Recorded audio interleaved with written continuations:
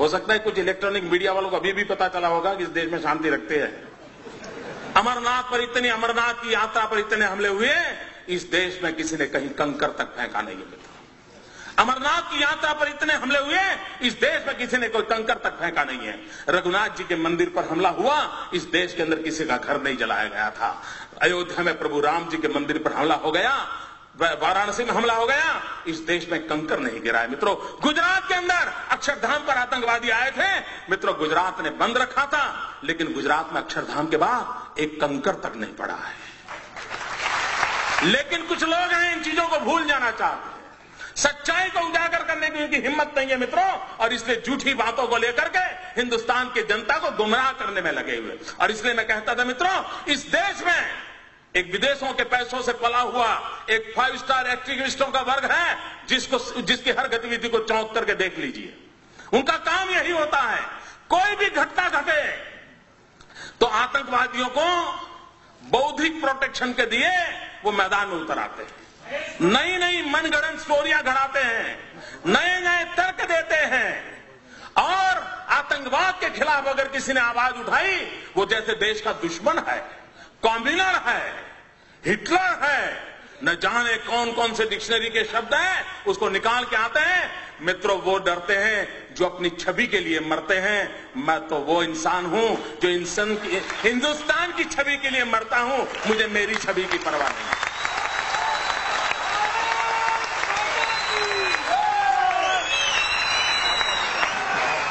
क्या करना है इमेज को दोस्तों, किसके लिए इमेज? फुलमालाएं पहनने के लिए? मैं पत्थर खाने के लिए तैयार हूं अगर मैं मेरे देश के किसी नागरिक की रक्षा कर सकता हूं।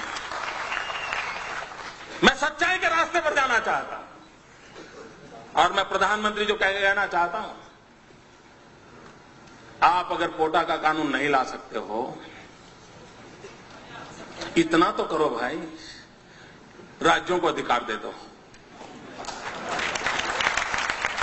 आपको पॉलिटिकल कारण होंगे, मेरा पहला प्रदेश होगा, अगर मुझे अधिकार मिल जाए मैं सबसे पहले कानून बनाऊंगा और हिंदुस्तान के देश को बता के दिखा के रखूंगा मित्रों, आतंकवादियों का ऐसा सबक सिखाया जाता है।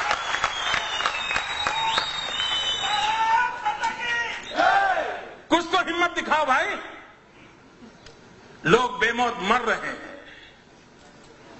और आप अपनी राजनीति पर उतारू हैं, देश के भविष्य की आपको चिंता नहीं है। और मित्रों, कैसी हरकतें हो रही हैं, आतंकवाद ऐसे नहीं बढ़ रहा है।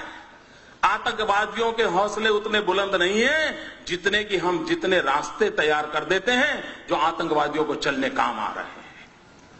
मुझे बताइए, गुजरात के अंदर एक इशरत जहान नाम की लड़की को, आतंकवादी लड़की को, हमारी पुलिस के साथ एनकाउंटर हो गया, अब उसको मार गिराया।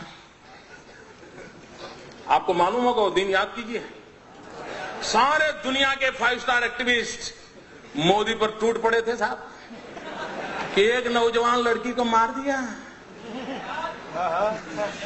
निर्दोष लड़की को मार दिया, गोली से भून दिया। ये खुद आतंकवादी है, यहां तक चले गए। इतना ही नहीं मित्रों, इस प्रदेश के अंदर 5 स्टार एक्टिविस्ट, कुछ मीडिया के मित्रों ने उसे एक बहुत बड़ी शहीद के रूप में उसकी जनाजा निकाला था। चद्दर चढ़ाने चले गए थे, चद्दर चढ़ाने चले गए थे, और एक पार्टी के नेता 1 लाख रुपया देकर के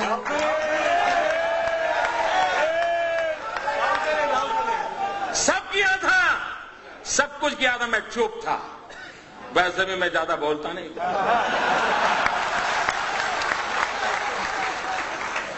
मैं सही जगह पर, सही भाषा में, सही समय पर बात करने का आदमी। सुबह शाम चीख कर अखबार की जगह खराब करने की मुझे आदत नहीं।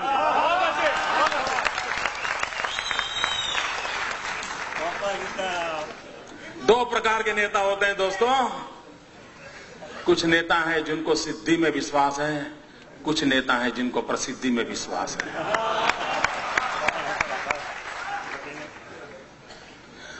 और जब 3 दिन के बाद ग्वाजा टाइम्स, जो लश्कर तोयबा का एक मुखपत्र है, उसने एक आर्टिकल लिखा, पाकिस्तान में आर्टिकल छपा कि हमें शान से गौरव हो रहा है कि इशरत जहां जैसी एक लड़की ने हमारे मकसद को पूरा करने के लिए अपने आप को बलि चढ़ा दिया। जब पाकिस्तान में तब जाकर के चुप हो गए, फिर पता नहीं उनकी वो रिकॉर्ड की वो कैमरा वाली चीजें कहां चली गई, वो चद्दर चढ़ाने वाले कहां चले गए, सारा खो गए। चुप है, 2 साल इतने साल हो गए चुप है, कोई पूछने वाला नहीं उनको। अगर मैंने ऐसी गलती की होती तो साहब मेरे बाल नोच लेते, मेरे बाल नोच लेते। इशरत जहां, मित्रों, अभी एक टीवी वाला बता रहा था कि किसी ने किसी लड़की को बम रखते देखा। मैं नहीं जानता वो सत्य क्या है। लड़कियों का उपयोग हुआ था। जिस दिन गुजरात ने इशरत जहां के एनकाउंटर में हत्या की, अगर महाराष्ट्र की पुलिस जाग जाती तो शायद ये लड़कियां बम रखने के लिए मैदान नहीं होती। लेकिन आपको परेशानी है, आपको निर्णय करने नहीं है, आप डरते हो। मित्रों, ये घटनाएं होती है जब ऐसी बयानबाजी होती है, इस प्रकार के जनाजे निकाले जाते हैं, चद्दरें उड़ाई जाती हैं, 1-1 लाख रुपया चढ़ाए जाते हैं, तब जाकर के आतंकवादियों का हौसला बुलंद हो जाता है कि यार कुछ तो अपने रिश्तेदार यहां हैं, अपना काम चल जाएगा। मित्रों, मैं हैरान हूं कांग्रेस पार्टी क्या कर रही है। कोयम्बतूर के अंदर 98 में एक बम धड़ाका हुआ, चुनाव सभा में बम धड़ाका हुआ। अडवाणी जी उस सभा को संबोधित करने के लिए पहुंचने वाले थे। 58 लोग मारे गए, 58 लोग मौत के घाट उतार दिए गए, निर्दोष लोग मार दिए गए। वो सारे लोग जेल में हैं। लेकिन आपको जानकर के हैरानी होगी मित्रों, केरल विधानसभा में वहां की सभी पार्टियों ने मिलकर के, वहां 2 पार्टियां प्रमुख हैं, कांग्रेस एंड कम्युनिस्ट, और बाकी उनके गठबंधन के साथी है, सबने सर्वसम्मति से एक प्रस्ताव पास किया कि 98 के केस में जो मुख्य गुनहगार मदनी करके जो जेल में है, उसे जेल में से रिहा कर दिया जाए। क्या क्या सब समाचार देश को क्या संदेश देना चाहते हो आतंकवादियों को। केरल असेंबली ने और होली के दिन स्पेशल सत्र बुलाया था मित्रों, स्पेशल सत्र बुलाया था, और उस सत्र के अंदर प्रस्ताव पारित किया है कि कोयम्बतूर का जो मुख्य गुनहगार है, उस गुनहगार को जेल से बरी कर दिया जाए। क्यों? क्योंकि वो चुनाव में उसको कैंडिडेट बनाना चाहते थे। मित्रों, इससे बड़ा दुर्भाग्य क्या हो सकता है। अभी तमिलनाडु में चुनाव हुए मित्रों, तमिलनाडु में कांग्रेस पार्टी ने जिसके साथ समझौता किया है, उस पार्टी का नाम है तमिल मुस्लिम मुन्नणी कड़गम, तमिल मुस्लिम मुन्नणी कड़गम। मित्रों, सीमी पर जो चार्जशीट है, सीमी पर जो चार्जशीट है, उस चार्जशीट में ये तमिल मुस्लिम मुन्नी कड़गम का नाम है। उसी पार्टी के साथ तमिलनाडु में कांग्रेस पार्टी चुनाव समझौता किया और चुनाव लड़ा। मित्रों, आप आतंकवाद से लड़ सकते हो क्या? क्यों देश को गुमराह कर रहे हो? और मैं देश के बुद्धिजीवियों को कहना चाहता हूं, क्या यह गुनाह नहीं है देश के साथ? क्यों उनका हिसाब नहीं मांगा जाता है?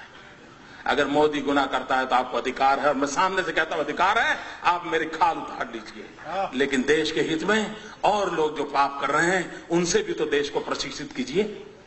क्या ये दायित्व तो नहीं है हमारा?